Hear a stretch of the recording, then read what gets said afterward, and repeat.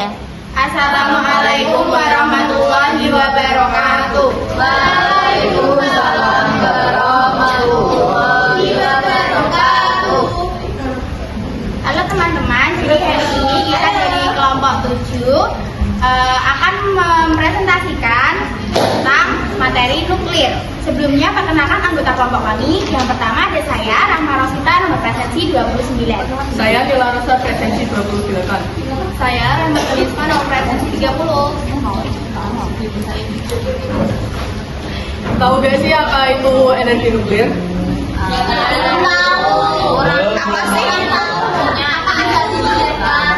Energi nuklir adalah suatu bentuk energi yang dilepaskan dari nukleus atau inti atom, terdiri dari proton dan neutron. Sumber energi ini dapat diperoleh dari dua reaksi. Pertama, reaksi fusi. Kedua, reaksi fusi. Reaksi fusi tersendiri itu ketika inti atom menyatu, dan reaksi fisi ketika inti atom terpecah menjadi beberapa bagian. Energi nuklir dimanfaatkan di seluruh dunia saat ini menggunakan reaksi fusi, karena reaksi fisi sendiri sedang masa tahap penelitian dan pengembangan. Setiap kali reaksi fusi terjadi pelepasan energi berupa panas dan radiasi. Panas dapat dirubah menjadi listrik dan dimanfaatkan pembangkit listrik tenaga nuklir. Dan mengutip dari ENEC atau The American Nuclear Energy Corporation, energi nuklir yang menghasilkan listrik dapat dimanfaatkan dari beberapa sektor, mulai dari industri hingga sektor medis. Misalnya dalam medis, teknologi nuklir memberikan gambaran atau kita lebih dikenal dalam ronsen di dalam tubuh manusia, atau dapat digunakan untuk membersihkan alat-alat medis menggunakan sinar gamma. Selain itu, dalam kepentingan industri, kita dapat menggunakan sinar gamma untuk mengecek beton bertulang atau memeriksa badan pesawat agar tidak ada kebocoran secara mikro. Selanjutnya ada menjaga kualitas dan kuantitas pangan di dunia. Terus sebagai pembangkit listrik atau PLTN yang sudah ada sejak 1966, di mana nuklir menghasilkan sebuah reaksi panas yang menggerakkan nuklir itu sendiri. Oke, baik, yang selanjutnya teman-teman, seperti yang kita tahu pada prinsip keturunan energi itu, bahwa energi itu tidak dapat diciptakan ataupun dimusnahkan, tetapi energi itu hanya dapat dikonversi menjadi energi lain, contohnya saja menjadi energi listrik. Hal itu juga sama halnya dengan nuklir atau energi nuklir itu sendiri.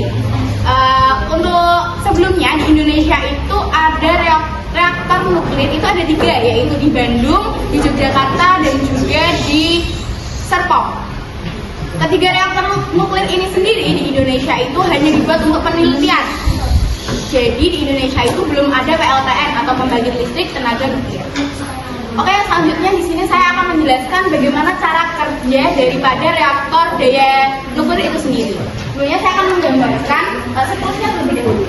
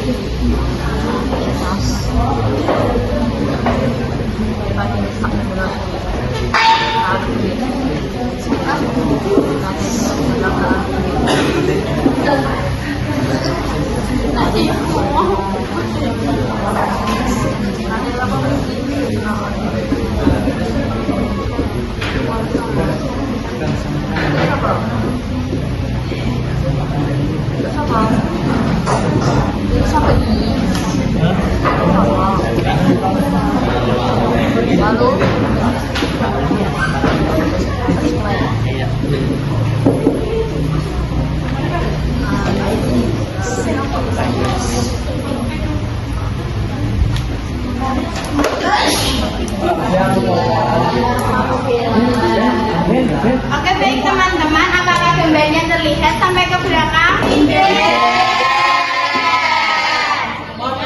Gambar lagi satu papan tulis. Oke, Bapak teman-teman, mungkin ini intensitas cahaya ya. Untuk teman-teman yang di sebelah sana bisa menghidupkan lampu. Oh, apakah sudah terlihat jelas? Apakah sudah terlihat teman-teman? Belum. Oh, ini nanti saya akan terangkan ya teman-teman. Saya tadi mendengarkan dengan baik. Oke. Oke teman-teman, harap semuanya bisa tenang. Oke teman-teman, jadi di sini ada gambar siklus reaktor daya daripada nuklir. Yang pertama di sebelah sini itu terdapat teras reaktor, yang dimana di situ ada isinya. Yang pertama di sini itu batang uranium, dan yang panjang-panjang di atas ini adalah batang pengendali. Kemudian di sebelah sini yang seperti usus besar ini adalah pemanas yang berisi air. Kemudian di sebelah sini ada turbin dan juga generator, dan juga di bawahnya ada pendingin. Untuk cara kerjanya sendiri, yang pertama di sebelah kiri ini ada teras daripada reaktor itu sendiri, yang dimana merupakan tempat fusi daripada uraniumnya. Kemudian setelah itu reaksi fisi ini terjadi akan menghasilkan panas dan juga neutron. Reaksi tersebut akan membentuk berantai, kemudian akan membentuk berantai, dan neutron yang dihasilkan itu akan mengenai inti atom uranium yang lain dan akan menghasilkan neutron lagi dan seterusnya.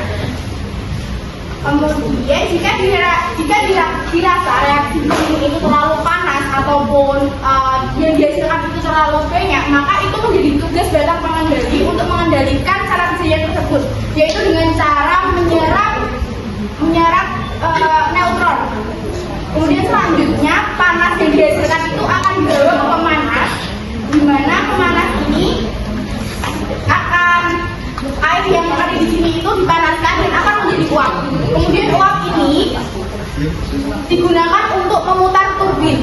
Jika turbin itu sudah memutar, maka dia akan turbin itu akan memutar generator, dan generator akan menghasilkan listrik. Saya kira teman-teman sudah paham akan hal itu karena kita sudah praktikum hal itu ya teman-teman. Kemudian setelah uap itu memutar turbin, uap akan turun ke pendingin dan uap akan kembali lagi menjadi air. Setelah itu siklus akan berulang secara terus-menerus. Apakah sudah jelas teman-teman? Jelas. Saya kira kalau ada pertanyaan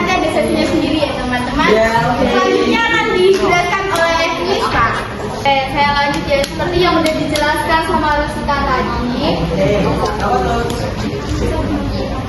Ingatkan, G.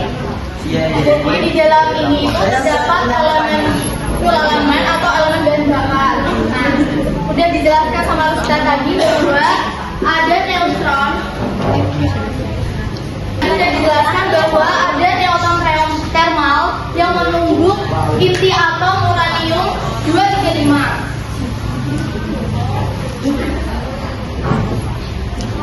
Tumbukan ini nanti menghasilkan kripton 92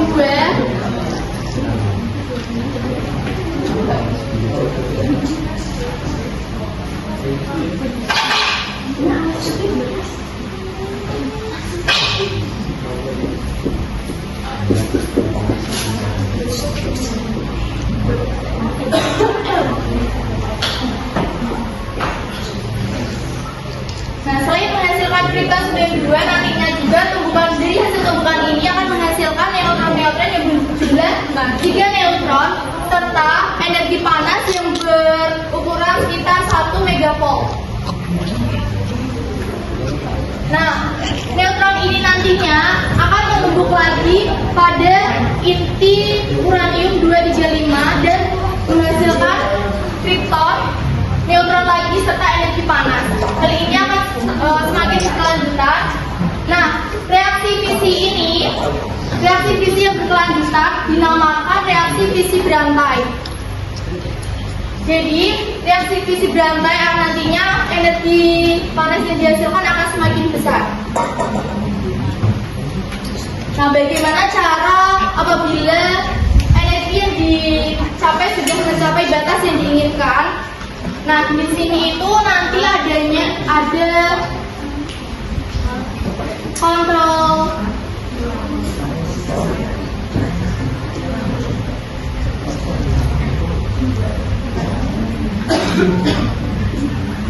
di sini nanti ada kontrol rod yang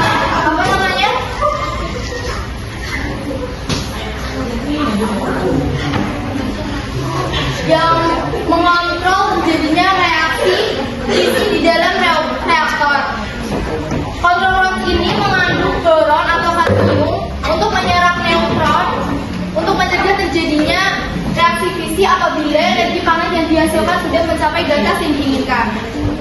Peran aplikasi teknologi nuklir dalam pengembangan sejumlah peralatan medis dan produk kesehatan untuk menangani berbagai penyakit. Yang pertama itu ada kamera gamma. Kamera ini digunakan dalam penelitian kanker payudara atau kanker prostat dan keperluan riset penyakit lain yang menyangkut jantung. Selanjutnya ada biomaterial, yaitu keperluan klinis berupa allograft tulang manusia, graft tulang sapi, dan membran amonia. Nah, selain memberikan dampak positif bagi lingkungan, energi nuklir juga memberikan dampak negatif bagi tubuh manusia serta lingkungan. Salah satunya dalam bidang kesehatan itu, energi nuklir dapat merusak sel-sel tubuh manusia atau mengakibatkan komplikasi pada organ-organ dalam tubuh manusia.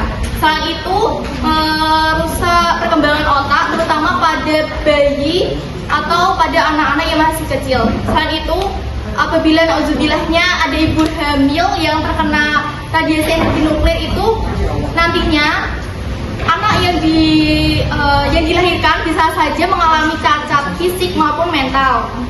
Selain itu, energi nuklir juga dapat menambahkan resiko terkena kanker seperti kanker kulit dan kanker lainnya. Oke teman-teman, tadi kan saya membahas mengenai reaktor nuklir yang ada di Indonesia. Reaktor nuklir yang ada di Indonesia itu kan hanya dibuat penelitian, tidak dibuat untuk PLTN. Kira-kira kan ditanya-tanya nggak kenapa hal itu terjadi? Kenapa tuh?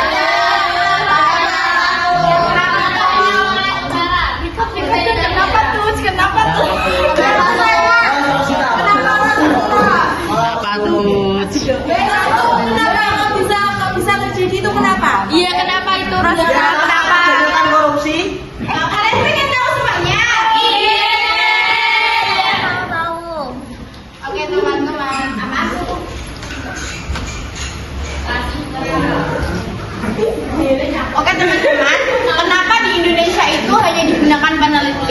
tidak digunakan sebagai PLTN atau membangkit listrik tenaga nuklir dikarenakan seperti disampaikan oleh teman-teman saya dua orang ini, di mana energi nuklir itu sangat berbahaya baik untuk lingkungan maupun kesehatan. Contohnya saja kita tahu bom nuklir di Jepang.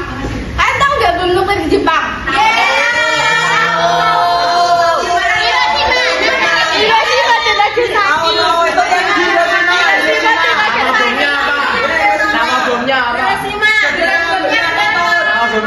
Siapa yang menciptakan?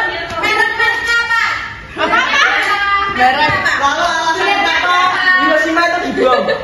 Oh, maaf ya Indri, kalau pertanyaan tersebut hanya benar dijawab di pelajaran sejarah ya. Ya, nanti untuk kamu bisa ditanyakan kepada Mbak Suti, oke?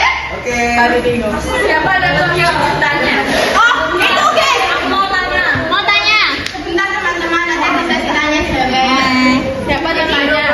Kita lanjut dulu pertanyaannya gini ya teman-teman.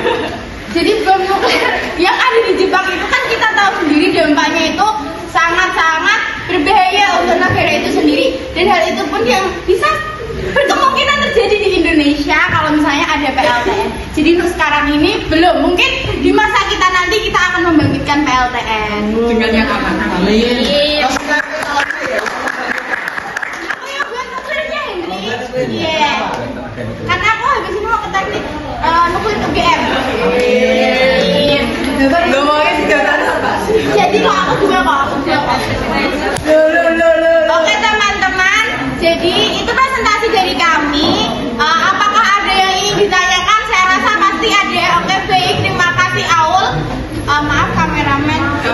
Oke, baik. Perkenalkan nama saya Aulia Putraswati, nomor akun 8. Nah, jadi kan tadi kan ada saya mendengar selentingan bahwa radiasi nuklir itu berdampak pada bisa menyebabkan kanker kulit dan beberapa kanker-kanker lainnya. Nah, kenapa di dunia kesehatan itu malah ada jadi kayak nuklir tersebut itu digunakan sebagai pendeteksi penyebaran kanker atau pendeteksi itu ada kanker atau enggak sih sebenarnya di tubuh kita. Nah itu sebenarnya tuh yang benar tuh gimana? Nuklir itu berdampak pada kanker atau malah membantu penderita kanker untuk mendeteksi penyakit kanker mereka? Terima kasih. Terima kasih atas pertanyaannya. Adakah lagi yang ingin bertanya? Baik, Salma silakan. Izin bertanya, perkenalkan nama saya Zirena Dira Salma, presensi 13. Kan nuklir kan itu berbahaya kan, terutama radiasinya. Kenapa di beberapa negara tuh nggak memberhentikan untuk membuat nuklir gitu? Kan itu sangat berbahaya bagi masyarakat dan juga bagi warga negara sipil lainnya kan. Terima kasih. Jadi kenapa nuklir itu nggak dihilangkan gitu kan? Yes. Adakah yang ingin ditanyakan lagi teman-teman? Oh ya, Naila Rahma silahkan. Saya Naila Rahman, nomor presensi 24. Jadi bagaimana upaya untuk pengembangan teknologi nuklir yang lebih aman dan berkelanjutan? Terima kasih. Bisa diulang? Bagaimana upaya pengembangan teknologi nuklir yang lebih aman dan berkelanjutan? Oh iya, silakan Najila. Saya mau bertanya, bagaimana perbandingan efisiensi energi nuklir dengan sumber energi terbarukan seperti solar dan bensin? Baik, Sisa, silakan.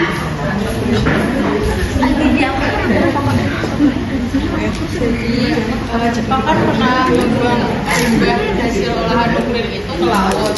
Nah itu kan otomatis mencemari ekosistem yang ada di laut tersebut. Nah itu tanggapan kalian itu bagaimana dan solusi apa yang bisa membuat perusahaan Jepang itu tidak membuang limbah itu ke laut? Terima kasih atas pertanyaan. Masihkah ada pertanyaan lagi? Silakan Nina. Nah, jadi tadi kan Rosita kan bilang kalau di Indonesia itu belum ada energi nuklir. Nah, bagaimana apa yang menjadi tantangan utama dalam mengimplementasikan energi nuklir di berbagai di Indonesia?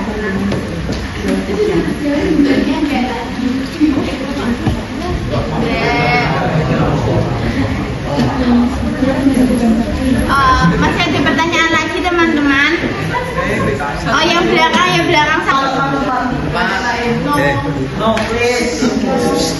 izin bertanya kepada kalian, mengapa, bagaimana pendapat kalian tentang energi nuklir jika dijadikan sebagai bahan bakar alternatif? Maaf, bisa diulang tidak? Bagaimana pendapat kalian jika nuklir itu dijadikan sebagai sumber energi alternatif? Ambillah janjian ya. Juga Dinda, oke teman-teman. Ternyata kalian sangat excited ya. Siapa dulu ini? Dinda dulu, Dinda. Oke, Dinda. Perkenalkan, saya Dinda presentator.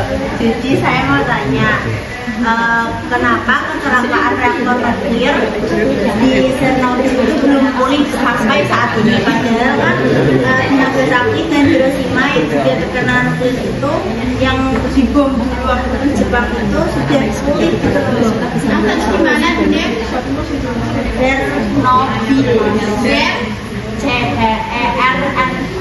Chernobyl. Chernobyl. Oke, terima kasih. Sama, silakan Hendy sini enggak? Oh, Dian silakan. Saya Konsultan Zaman nomor 9. Jadi tadi kan disinggung tentang penggunaan. Mohon maaf, lebih keras lagi. Tolong teman-teman. Jadi tadi kan disinggung tentang penggunaan PLTN yang di Indonesia sebelum belum bisa dipakai karena mempertimbangkan beberapa kondisi lingkungan. Nah, apakah keberadaan PLTN sendiri itu berdampak lebih buruk dibandingkan dengan pembangkit listrik tenaga yang lain, bahan-bahan yang lain, ataukah lebih lebih buruk dari pembangkit listrik yang lain atau malah sebaliknya? Apakah PLTN itu berdampak lebih buruk dibandingkan pembangkit listrik lain atau malah sebaliknya? Oke, terima kasih. Amila, silakan. Mengapa energi nuklir itu dimasukkan ke dalam energi yang terbarukan? Terima kasih. Mengapa energi nuklir tidak dimasukkan dalam energi terbarukan? Baik teman-teman, ini ada pertanyaan satu lagi dari Didene. Silakan Didene.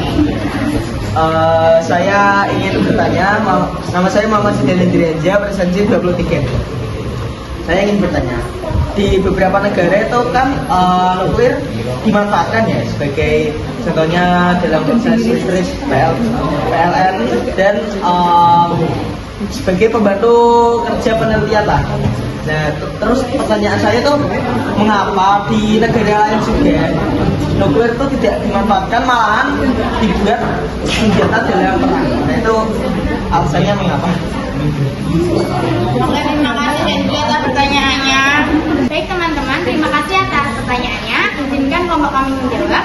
Baik, yang pertama saya akan menjawab pertanyaan Aulia Putri. Jadi Aulia Putri itu bertanya apakah nuklir itu berdampak baik bagi kesehatan ataupun sebaliknya. Jadi nuklir sendiri itu memiliki potensi untuk menyebabkan dampak yang sangat merusak kesehatan dan juga lingkungan. Paparan radiasi yang dihasilkan oleh senjata nuklir dapat menyebabkan berbagai penyakit yang serius, contohnya saja kanker, lalu gangguan jaringan dan juga gangguan genetik. Kemudian penggunaan senjata nuklir itu dapat mengakibatkan dampak yang berjangka panjang. Jadi yang disignifikan itu pada kesehatan, pada fisik, mental dan juga pada fisik dan mental masyarakat yang terkena dampak daripada nuklir itu sendiri. Jadi senjata nuklir itu tidak membantu kesehatan, melainkan merupakan ancaman serius bagi kesehatan manusia dan juga lingkungannya. Apakah sudah cukup dipahami, Aul? Apakah perlu tambahan lagi? Tapi pertanyaannya kan itu kan dijelaskan kalau emang nuklir menyebabkan berbagai penyakit termasuk kanker. Nah, tapi di beberapa beberapa penggunaan kesehatan itu tuh sebagai metode untuk mengetahui penyebaran kanker tersebut atau metode untuk mengetahui apakah kita itu memiliki kanker atau enggak, untuk pengecekan kanker. Seperti itu yang saya maksud tuh. Jadi pertanyaan yang saya tanyakan tuh belum terjawab gitu loh. Lanjut pertanyaan yang lain mungkin. Sebentar, ini kita tuntaskan dulu. Jadi untuk pernyataan tersebut memang benar adanya bahwa nuklir itu memiliki beragam aplikasi dalam bidang medis, termasuk mendeteksi kanker dan juga melakukan pemeriksaan kesehatan. Namun seperti yang kita ketahui bahwa dampak positif dan dampak negatif adanya nuklir itu lebih banyak dampak negatif. Semisalkan dampak positifnya itu lebih banyak, pasti di Indonesia sudah ada PLKN kan.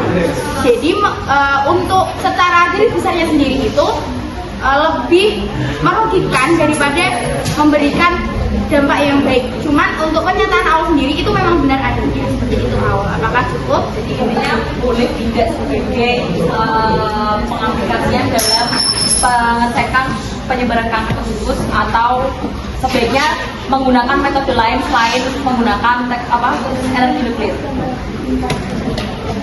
Boleh, karena hal tersebut sudah menjadi penelitian. Jadi hal itu boleh-boleh saja dan sah-sah saja, tergantung itu nanti urusannya itu kembali ke dunia kesehatannya itu. Apakah masih ada opsi lain selain menggunakan nuklir atau hanya itu? Terima kasih. Ya, sama-sama. Selanjutnya ada pertanyaan, bagaimana perbandingan efisiensi nuklir dengan sumber energi yang terbarukan? Di sini dapat bervariasi tergantung pada konteksnya. Secara umum, energi nuklir memiliki efisiensi yang tinggi dan menghasilkan energi listrik secara kontinu, tetapi memiliki resiko yang lebih tinggi kan, seperti pada keselamatan dan dampak lingkungan yang signifikan. Di sisi lain, energi terbarukan seperti solar dan angin biasanya memiliki dampak lingkungan yang lebih rendah dan sumber daya yang tidak terbatas. Tetapi efisiensinya bisa dipengaruhi oleh beberapa faktor seperti cuaca dan letak geografis. Apakah bisa dipahami? Yang bertanya.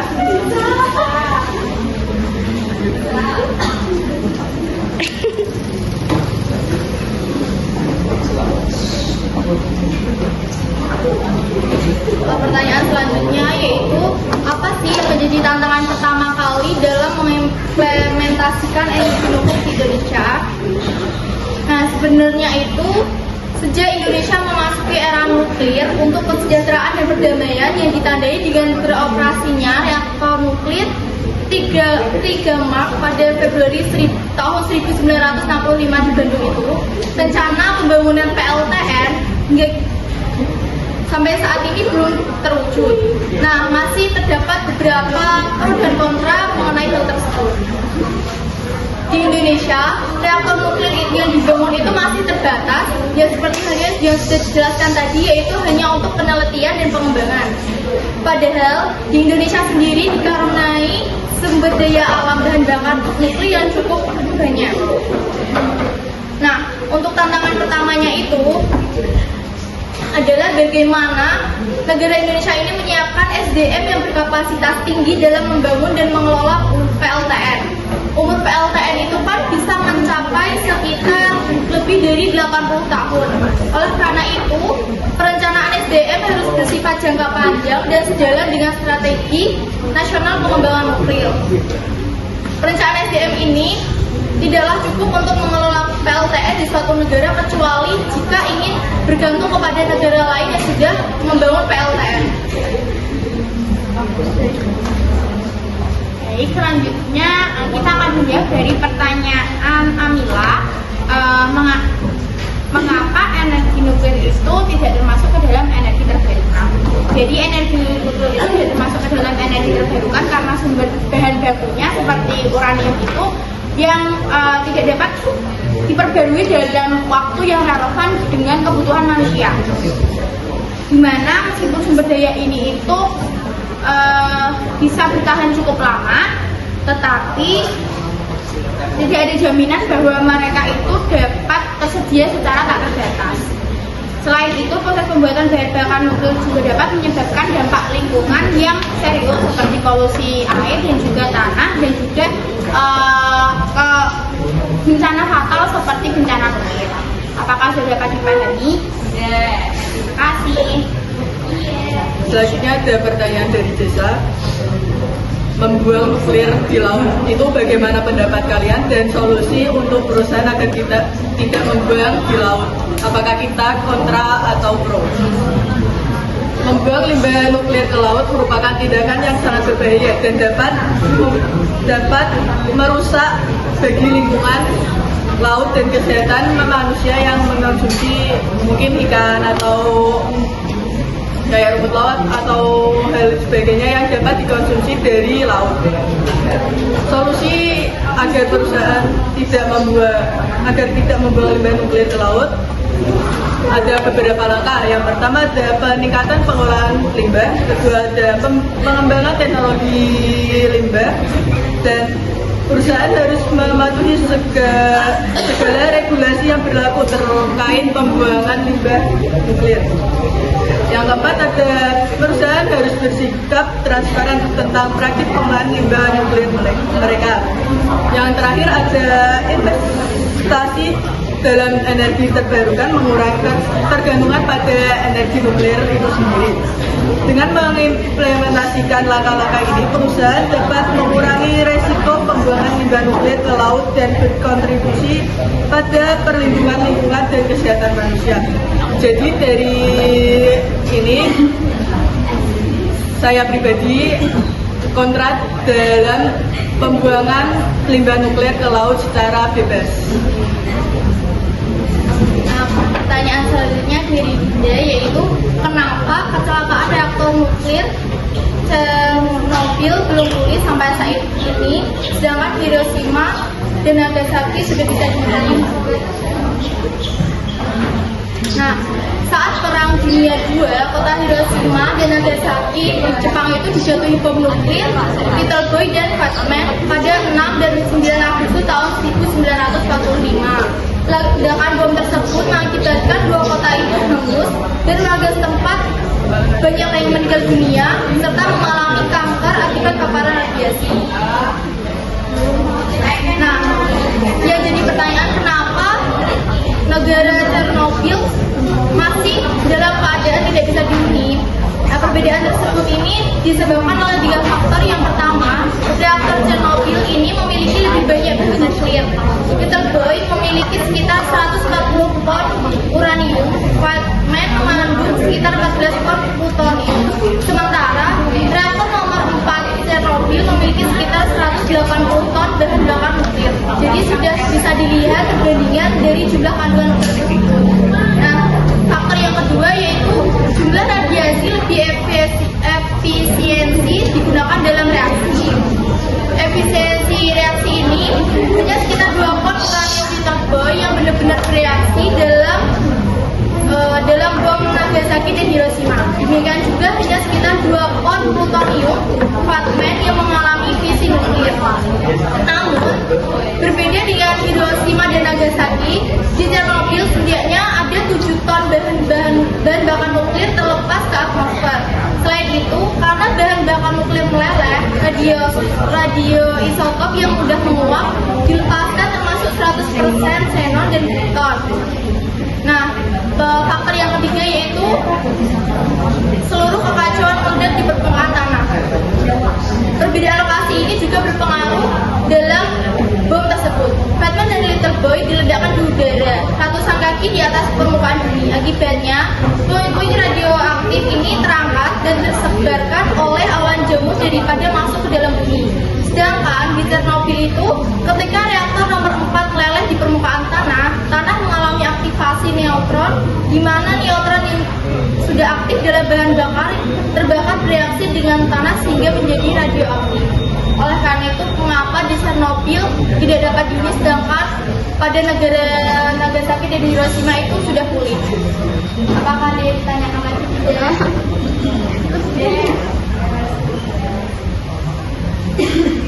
Selanjutnya ada pertanyaan, bagaimana pendapat kalian jika nuklir dijadikan energi alternatif?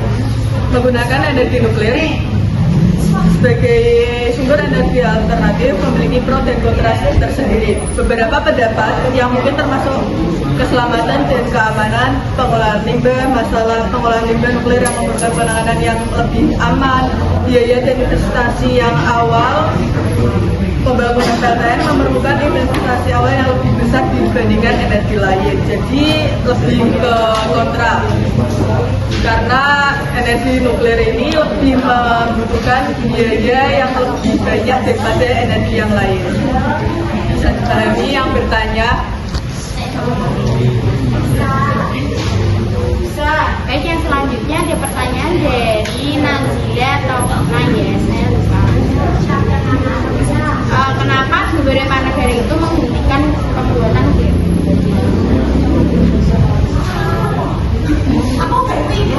Jadi intinya pertanyaan itu, kenapa di beberapa negara itu menghentikan pembuatan nuklir? Jadi di beberapa negara itu menghentikan pembuatan nuklir itu karena alasan-alasan tertentu seperti keamanan, lingkungan, dan politik. Lalu beberapa di antaranya mungkin khawatir terhadap resiko daripada nuklir itu sendiri, seperti yang sudah kita bahas tadi, seperti dampak kepada lingkungan dan juga kesehatan. Selain itu, ada pula tekanan dari rakyat sipil atau masyarakat sipil dan juga organisasi internasional untuk mengurangi atau menghentikan produksi nuklir sebagai bagian dari upaya peluncuran senjata nuklir dan juga perlindungan lingkungan. Apakah bisa dipahami? Bisa.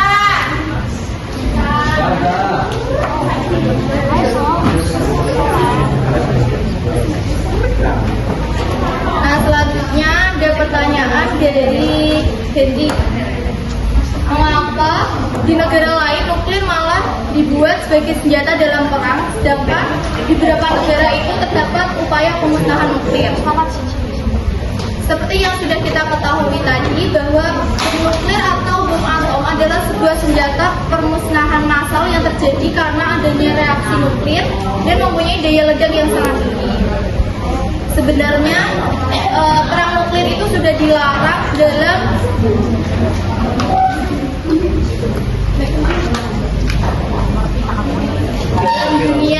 dunia perang. Nah, kenapa masih ada banyak negara yang membuat senjata tersebut?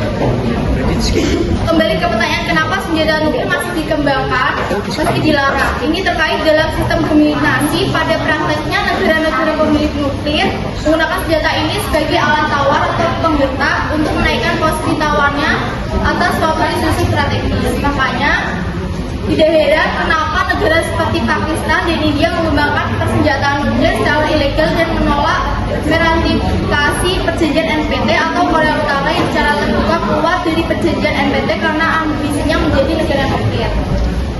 Terakhir yaitu ada upaya pengembangan teknologi nuklir yang lebih aman dan berkelanjutan, yaitu melalui beberapa pendekatan seperti kita dapat mengembangkan reaktor generasi baru yang dirancang untuk lebih aman, efisien, dan juga menghasilkan lebih sedikit limbah radioaktif, di mana reaktor jenis ini dapat menggunakan bahan bakar yang lebih efisien dan memiliki sistem keselamatan yang lebih canggih.